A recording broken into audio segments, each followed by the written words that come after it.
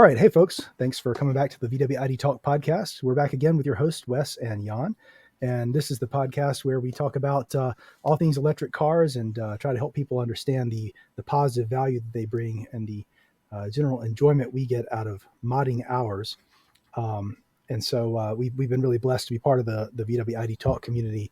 It's a very positive community. Everybody reinforces each other, and we're happy to kind of continue that here on this online podcast.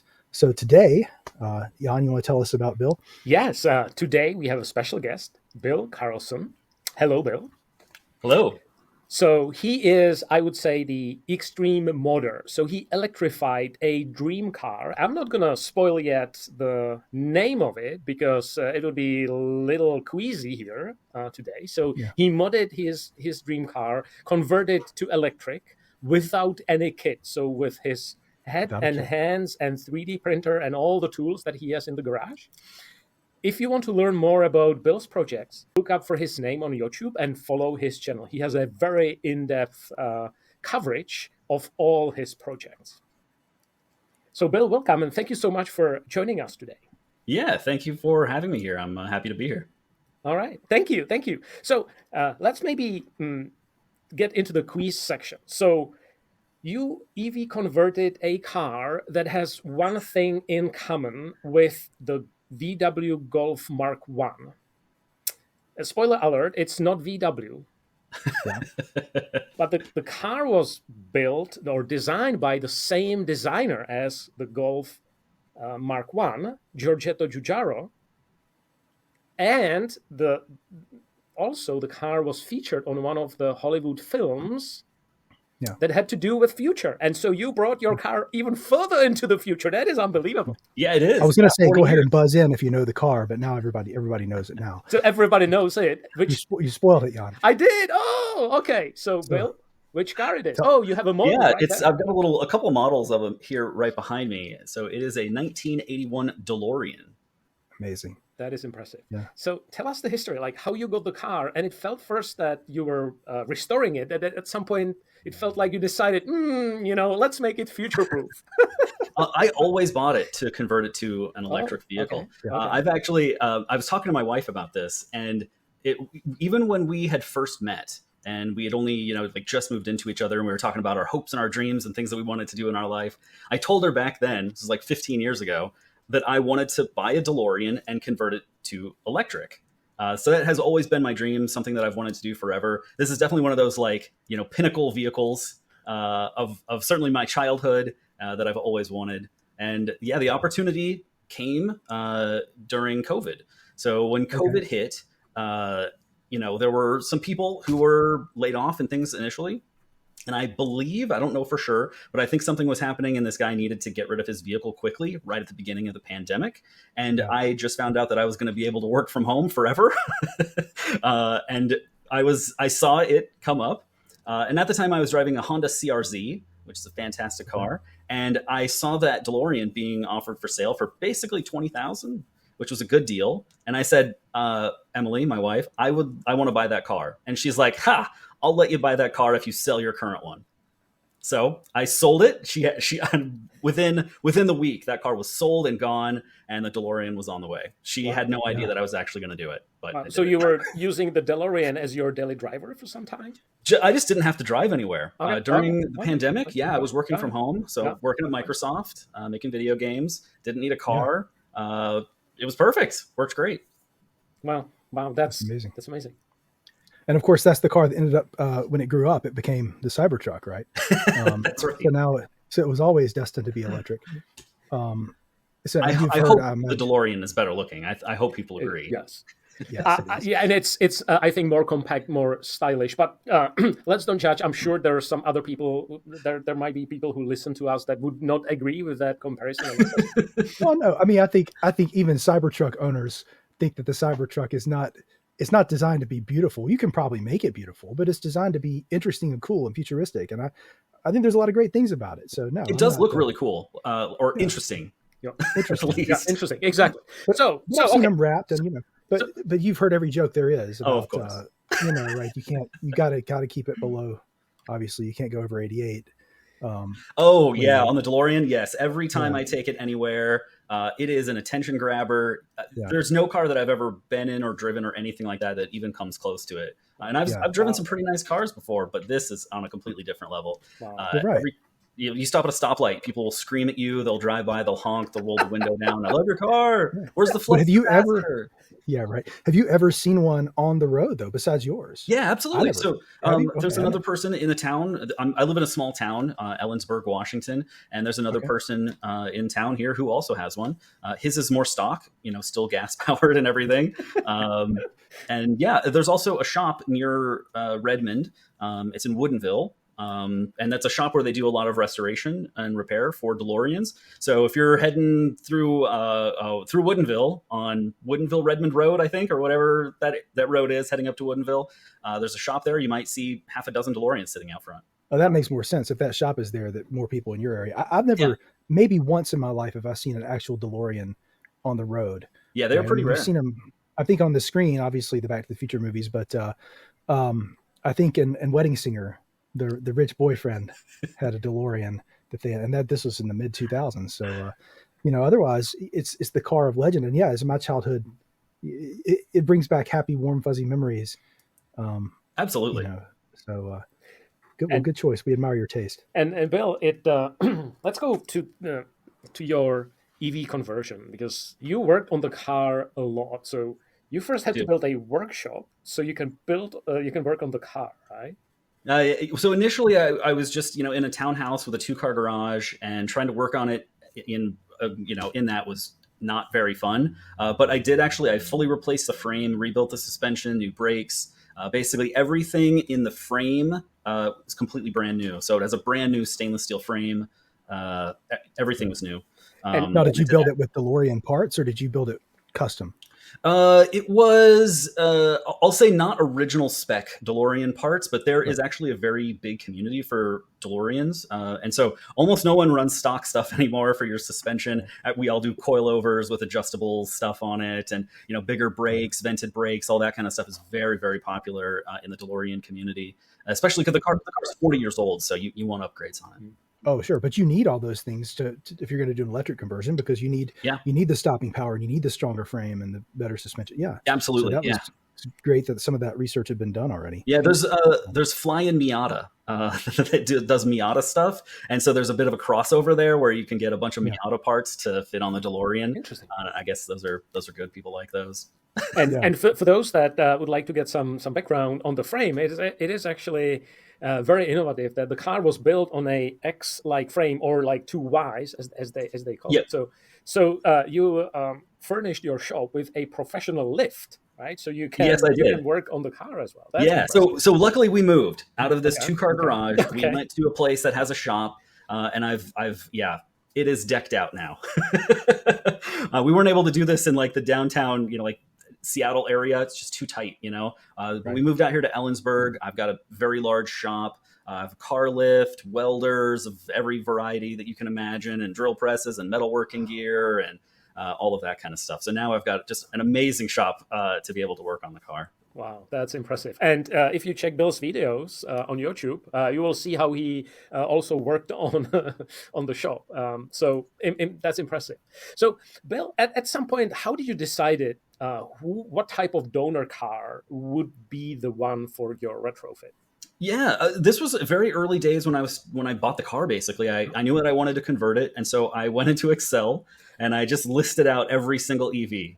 And I went and tried to find them. How expensive are they? How much battery capacity they have?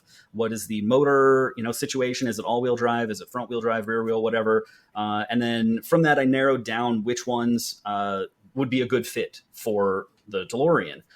For me, there's just no space up front in the DeLorean to put front-wheel drive, so I couldn't do an all-wheel drive situation, for example. And also, the way that the frame in the rear of the DeLorean sits, as you said, it's like an X frame or a Y frame. There's only so much room that you have there to put like a transaxle, or to put a drive unit between the wheels. And so it has to be like the Tesla large drive unit that everyone uses for EV conversions. It is too big. It will not fit. Oh, wow. And so, we have to do some figuring for all the cars. I went through them one by one and narrowed it down. So at the end of the day, the Chevrolet Bolt EV was what I went with. It's not like a super sporty car by any means, but the original DeLorean only put about 130 horsepower to the crank, and mine had an automatic transmission. It was really, really slow. 0 to 60, even when it was new, was apparently over 10 seconds. Wow. Whereas the Chevy Bolt, even stock, is like 6.5 seconds or something, 0 to 60. Yeah, So significantly faster, significantly more horsepower. And the range is, in my opinion, I think it's very good. It's like a 66 kilowatt hour battery, so you get maybe 250 miles range out of it. So I thought that was great. That's enough for me. So it met all my requirements. So that's what I went with. The ID4 was on the list. Okay. Yeah, I really like the ID4. If you look at the specs of the ID4 and the Chevy Bolt EV, they're very similar. Is there a two-wheel drive version, a rear wheel? Both. Yeah, mine is. Yeah, mine's rear wheel drive. Yeah, so that one would have been an ideal one. I couldn't get them at the time, though. This happened in 2020. Being able to find a salvage one at 2020 was just, yeah. And frankly, Volkswagen does their software and controllers in such a way to where it might have been more difficult to use such a motor, just software wise. But did you ever consider using like one of the net gain motors, or one of those that you can buy at one of these EV shops? Yeah, I did think about it. There's two net gains. One is a hyper, and then one is something else. One of them is like a DC motor. I didn't want to do a DC brushed motor at all, so that was off the table. Right, because with the AC you can get regen, right? Exactly, and I wanted like a modern experience.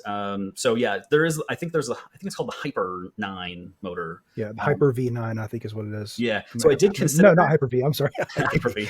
Hyper 9. You're correct. But yeah, turns out it was more expensive to do that and buy batteries than to just buy an entire Chevy Bolt. Wow. I won it at auction. The auction was $9,000, so it was very cheap. Yeah, that's great. Was it wrecked? It was heavily. Yeah. Well, but you don't need the body. You just need exactly. the batteries and the motor. Best I can tell, the car was parked. Because it didn't have any occupants, as far as I can tell, based on the history. I was able to use scan tools to see like sort of what happened. And as far as I can tell, it wasn't occupied. None of the airbags went off, and it was smashed very hard from the rear.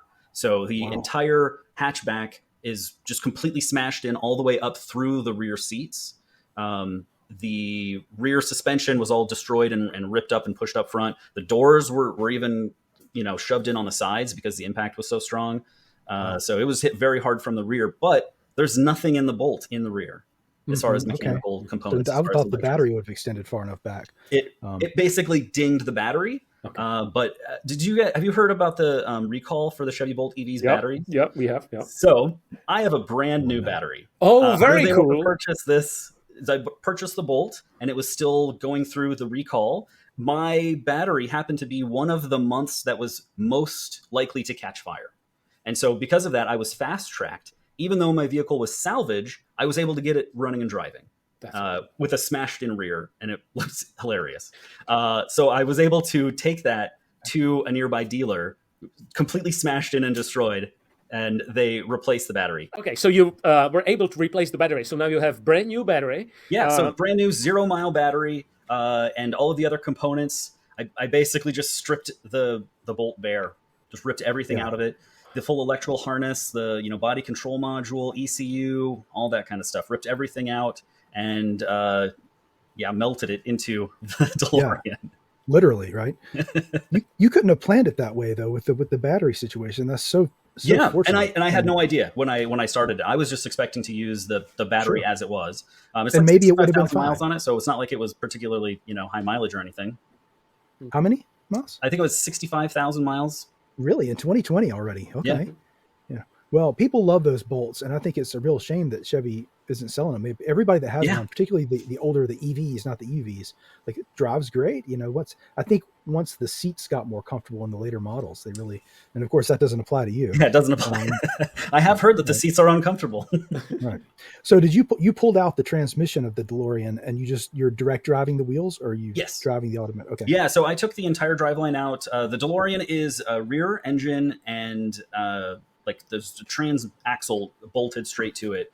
So that everything has been removed. And so it's just the Bolt EVs, drive unit just sitting right between the wheels. And the drive unit is a transaxle and drives both at the same time. Yep. So, but you had to fabricate axles, I guess? Yes, I did. Or did you find some? The axles, the Bolt uses the same. The DeLorean uses the same axles from a Porsche of some type. I can't remember what the number is, but anyway. So those are easy to manufacture, basically, and all of the companies who make axles have that on hand. So I was able to say, hey, make me an axle. And I sent them the CV shafts from the Bolt. And they basically used that, made their own axles to the Porsche, and then made an axle to my specifications. And just the distance is the only thing they really had to get right, like the length of the axles. Yep. This is kind of a little above my head as far as knowledge goes. But I mean, that's all there is to it. It's just a stick with two ends on the end, to hold it someplace. So.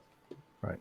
Oh, that's incredible. That's incredible. And I super admired you on like how you, in one video, how you transferred all this gloom of the wire harnesses that you had in the passenger seat and all the control units and how you neatly organized it into the car. So that must have been also quite monumental task, right? Because you had to do everything from drivetrain to cooling and to electric. And plus there's more. So how did you go about it, all this? Yeah, the great thing about the Bolt is that it has a technical manual that I was able to get, and it has every single wire on every single connector. It says, here's wire 321. It connects from this thing to this thing, and I can go look it up. And then in the car, I was able to trace them, where they go. I have heat shrink tubing that is label tape. And so using a label maker, you just write, the number of it and what it does, and then put it on both ends, heat shrink it, and you're off. I spent $350 on label maker tape alone. And that probably pays off, right? Because when you debug something, then that's much easier. Wow, that's great. That's incredible. And I've seen that you are also like designing and 3D printing parts, not just holders for those control units, but actually, I wonder if I've got. So I've got some different various items right here if you want to see, actually. So like this is a little switch cover for the power window switches. So the DeLorean power window switches are old, they're 40 years old. And so I was able to switch them to a modern design switch and basically just make like 3D printed parts. And you put the switch in there, put it where it goes in the DeLorean, and there you go. I've got, I can't even tell you how many different parts and pieces I've designed and 3D printed. Yeah. But did you use the actual switches from the Bolt, or did you buy just aftermarket? I used a different switch. It was from a Buick Terraza 2016 or something like that. Still GM, right? So still compatible with the platform. Yeah. That's pretty much, it just came down to, I found a switch that I liked the look of. The Bolt is a little bit too new. And so they just have like one panel and it's got like 50 buttons on it that does everything that I didn't need. Right. So I had to find I found a GM vehicle with the switches that were kind of small and would fit within the space that I had available in the DeLorean, and went from there. So I'm guessing why Wes was asking about the Windows switches, because the ID4 has one interesting thing. It has 4 windows, but only 2 Windows switches. Oh, interesting. That's a good word for it. How do you control the ones in the rear? Well, there's yet another button. Okay. You press the rear button, which of course is a capacitive button that is in front of the switches. So every time I go to put my front window down, I accidentally hit the rear capacitive button. And then I put my rear window down. This is right in my wheelhouse. So literally for the last 2 months, I've been working on the power windows, power mirrors, and all of that kind of stuff for the DeLorean. And so this is an interesting place for the conversion, right? Because for most everything else, I'm hooking up an ECU to an electric motor, and those things know each other. They know how to talk to each other. They speak the same language because they were designed in the same car. But the window switches in the DeLorean are in the center console, right? Whereas the window switches in the Bolt are in the door. And you have like one control on the driver's side for doing all the other windows in the car. And so I had to make window switches from the DeLorean, talk to the system for the Bolt to tell it to roll the windows up and down and do all that kind of stuff. So this is the same for door locks as well. So I actually have it working now. I can use the key fob from the Bolt, and like if you hold the button down, it will roll the windows down, and all the windows roll down, as expected. And you can unlock and lock and do all that kind of stuff. So this is right in my wheelhouse, ripping out all the old electronics, or I guess new electronics, soldering things, very small wires into those. I made relay boards, and so I'm doing custom PCB boards and having those manufactured and soldering on relays, and yeah. Oh my God. That's incredible. Sorry. So, but do you know how to do your own board design, or do you have people helping you with that? Yeah, I do everything myself. Luckily, I've got an electronics background. I'll say background because I've been ripping things apart since I was about 10 years old.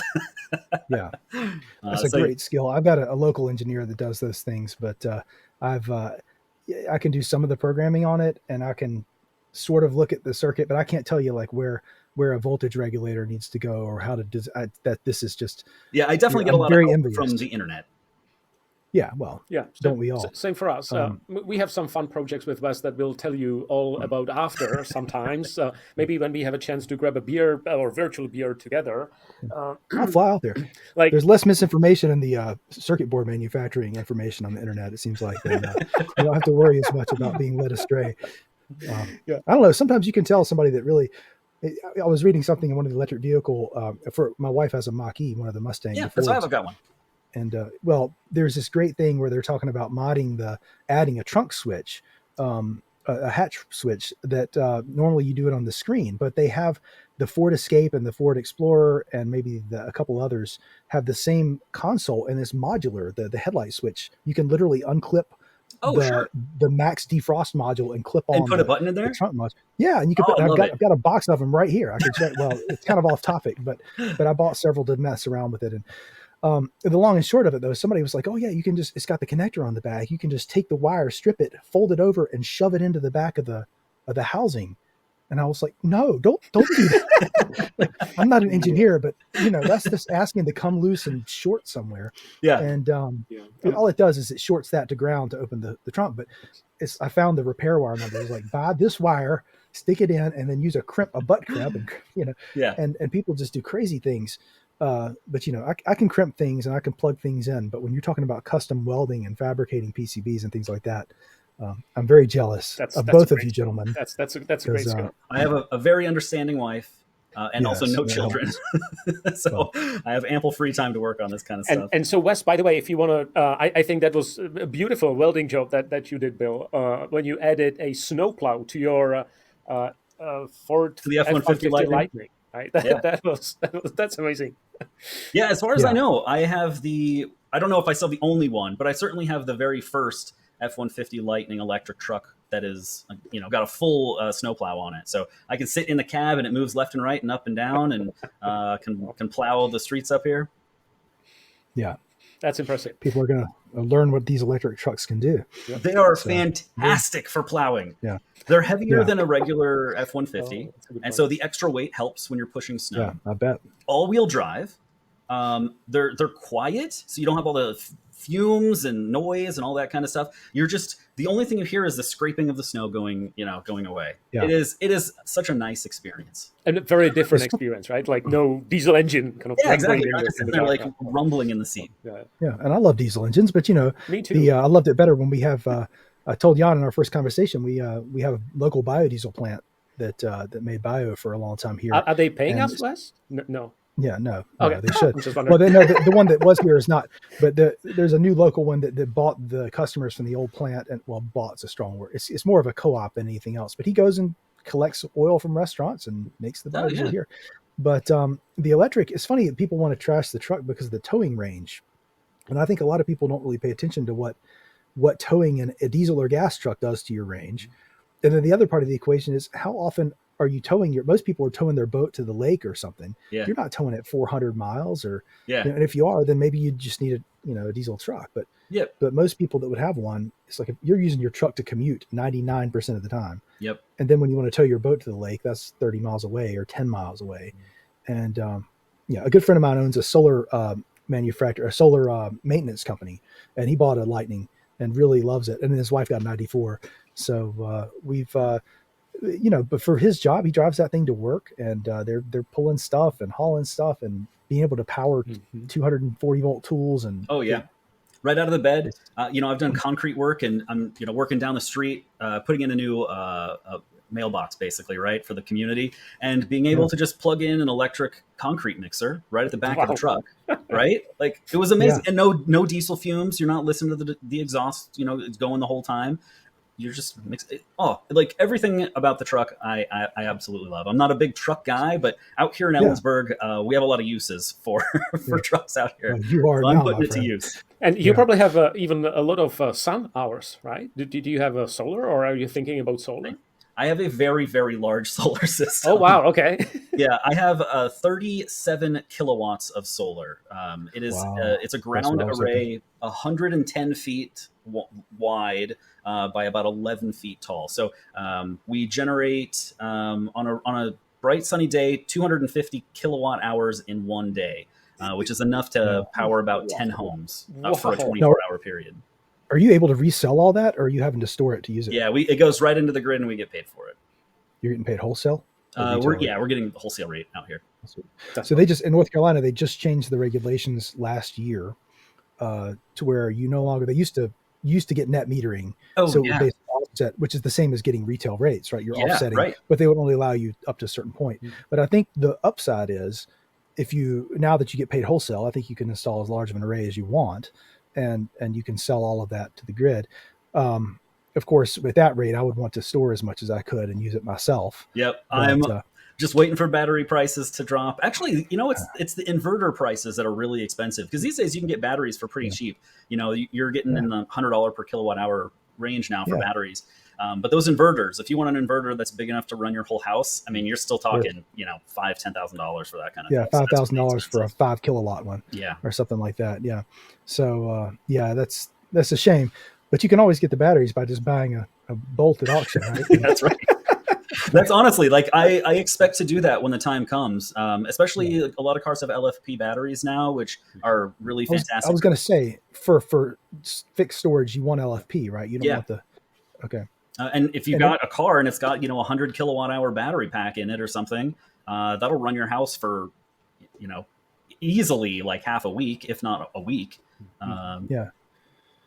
Depending on, I guess, appliances, right? If you've got if you're running your oven a lot, or you've got so we just bought a heat pump water heater. It's not doing very well. It's probably just because it's, no, that's because it's in the garage, not plugged into anything. Oh, okay. Well, that's maybe the problem, right?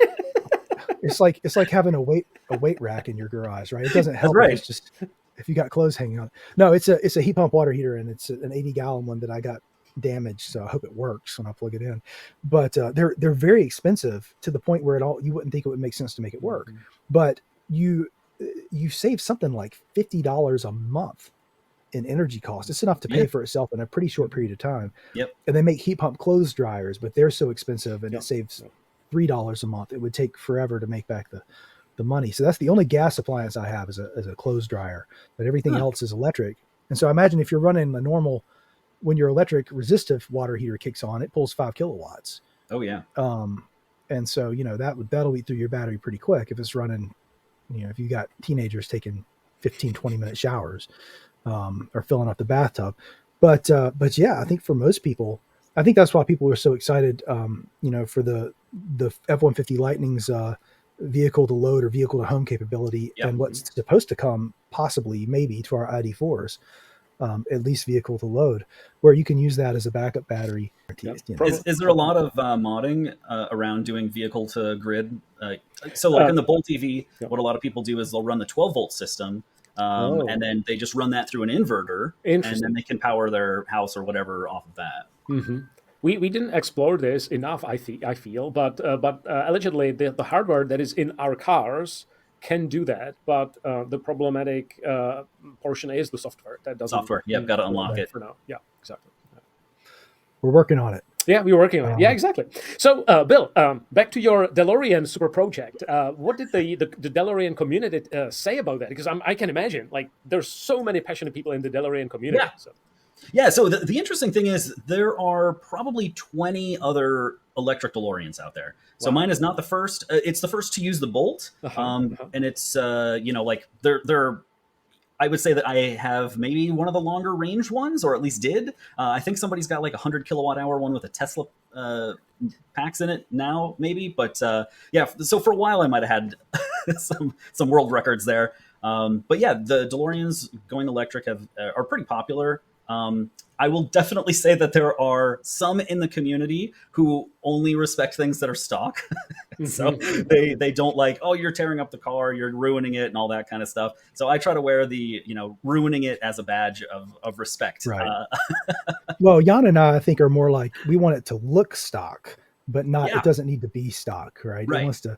Yeah, you and don't want something if you look at my car, you could have no idea that it's electric. From the outside, there's no difference whatsoever. That's great. That's awesome. Yeah. So what are people? So the Tesla batteries people are buying, are those things? Are they better from an energy density standpoint, or they're the same? They're the same NMC chemistry that everything else.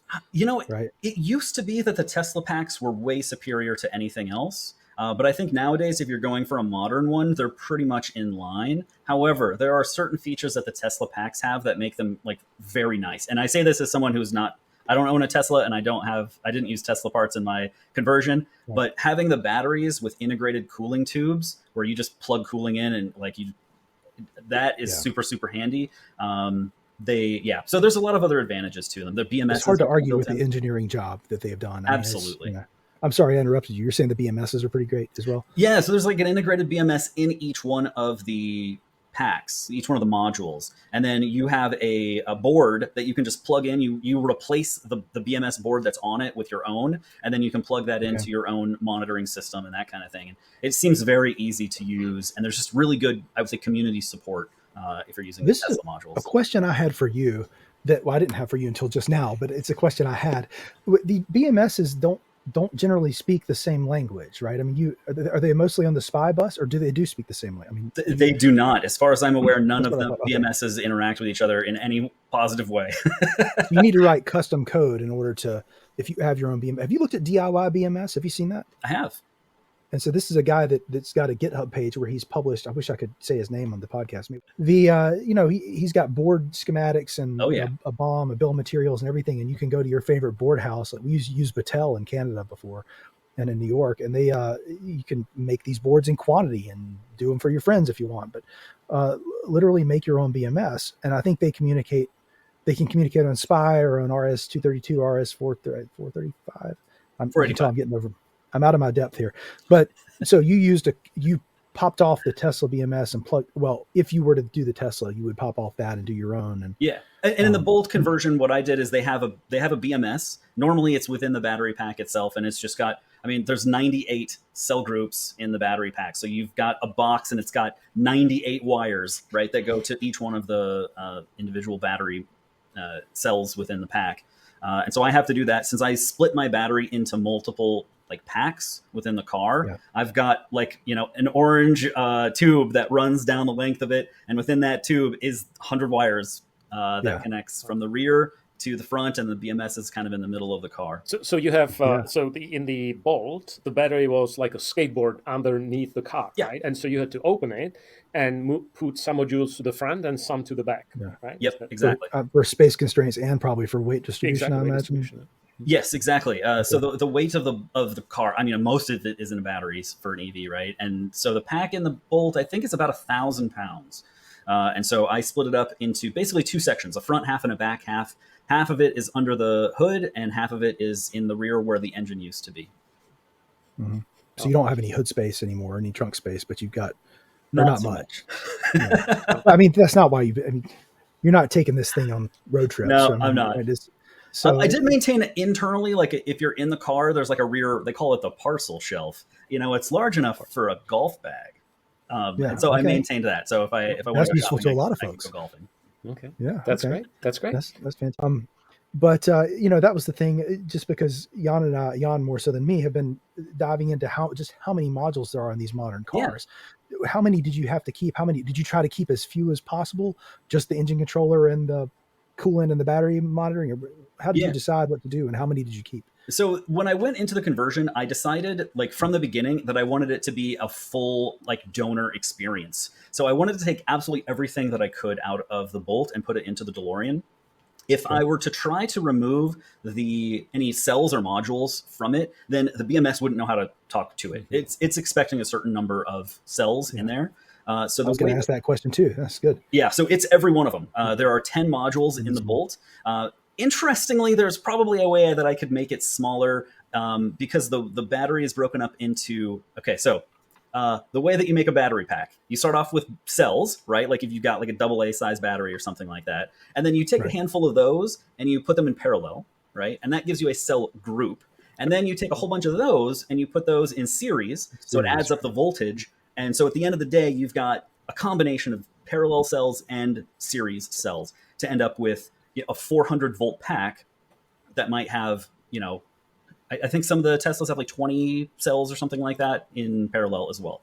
So in the Bolt, there are 3 cells. These are pouch cells, so they're about like this size, and they're flat cells. Same as we have in ID4 or similar design. Yeah, the LG Chem cells. LG, I have LG. So probably very similar. Has SK or a different brand. Yeah, mine's LG as well. LG. Yeah.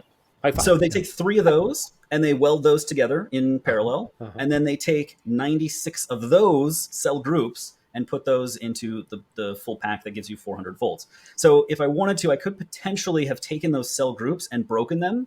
And so basically, if I went to a 1P96S battery, it would be a third the capacity, so 22 kilowatt hours, but would have the same voltage, and then it would probably also work with the BMS.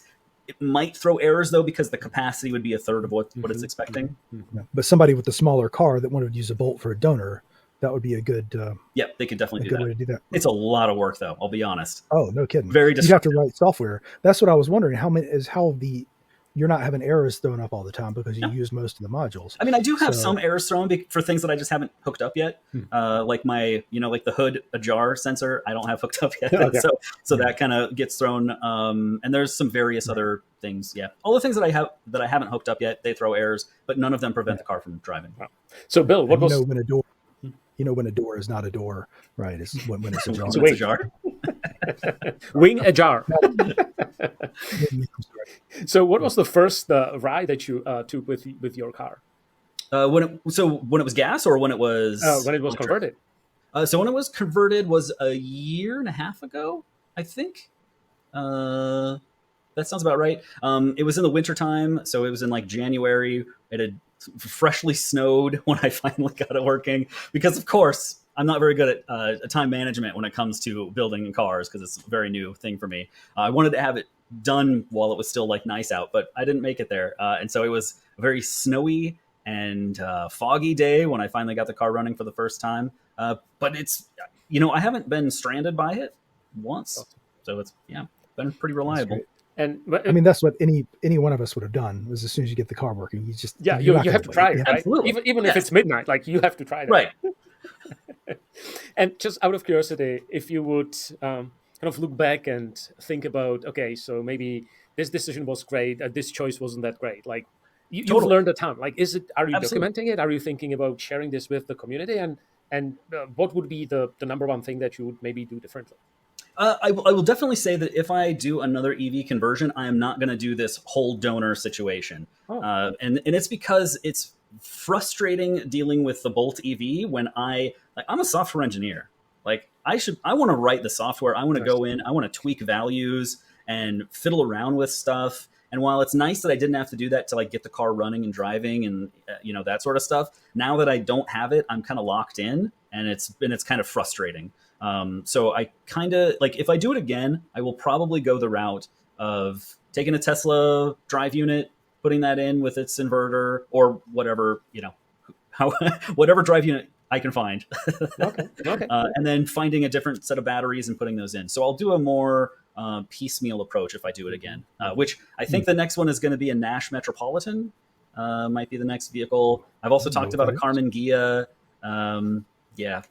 Well, Carmen Ghia, that's for sure on West's list, and on my list is either Golf Mark 1 or a 911, some like older 86, nice. I think. So that's amazing. It's basically just a Carmen Ghia. So I don't know if we said this earlier, but I have a 68 Ghia in my driveway, and in North Carolina, you're allowed to run a 1968 license plate as long as you keep the real license plate, in your glove box in case you get pulled over, or first when you inevitably get pulled over.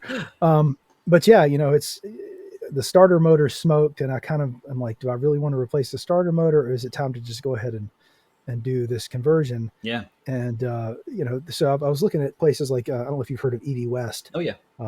But they seem like one of the more reputable places. But they have a full blown kit. I mean, as far down as to having a a J1772 adapter that goes in your fuel cap. Right. You That's open it up already designed and all that kind of stuff. Yeah, Yeah. absolutely. I mean, you leave your factory transmission, or you can replace it with one that doesn't have a reverse gear and just has two gears, like the highway speed gear and I guess a second or third gear. And you just bolt this adapter plate right up to the bell housing your transmission. Yeah. And it's really, I mean, that's what somebody like me needs. I don't know how to weld, but I can put things together, by golly. Right. And You can wrench on stuff. so what you think you would do something like that, where you probably wouldn't buy a kit. You want to write software. Yeah, I probably wouldn't buy a kit, but maybe. It depends. If there's already one out there, like the time that I've had to spend in engineering and designing and fabrication and all that kind of stuff, right? No matter how expensive the kit is, it's probably worth it. Yeah, right. Of course. I mean, you should never do the calculation of what time you spent. Just don't. Oh yeah. The thing. So I try to push myself to work in the shop for at least an hour every day after work. And then on the weekends, I'm usually in there for, a few more hours on top of that. And so if you try to go up and add the hours over the last 4 years that I've been working on it, at least an hour a day, I mean, it's just thousands of hours. And, right. But it's countless payoff in what you've learned, and then what the gratification you feel when you finish the job. All right. Right. And now it works. And that's what a lot of people, I think, don't understand. A sense of pride and accomplishment, I believe. Exactly. But I think you're right. I mean, you don't need to fabricate a clutch adapter plate if there's one that's pre-built for the motor that you're going to use. Skip anything you can, because I promise you there's going to be enough there. Yeah. So that's really great. I mean, I would love to. If you want to fly out here, we got lots of great microbreweries here. And, I can't pay you anything. Right.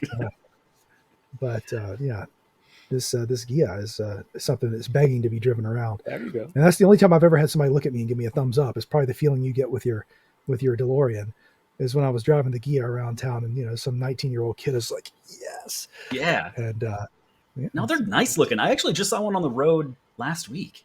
You don't see those very frequently, and it was odd to see one. And it's like, oh yeah, looks good. I was reading some blog, I don't remember where, but it was an article in maybe New Yorker or something like that. And this German guy was talking about how when he was a teenager and first time he saw a Gia and he loved it, and his dad was like, Damen Sportswagen, which is like a women's sports car. Right?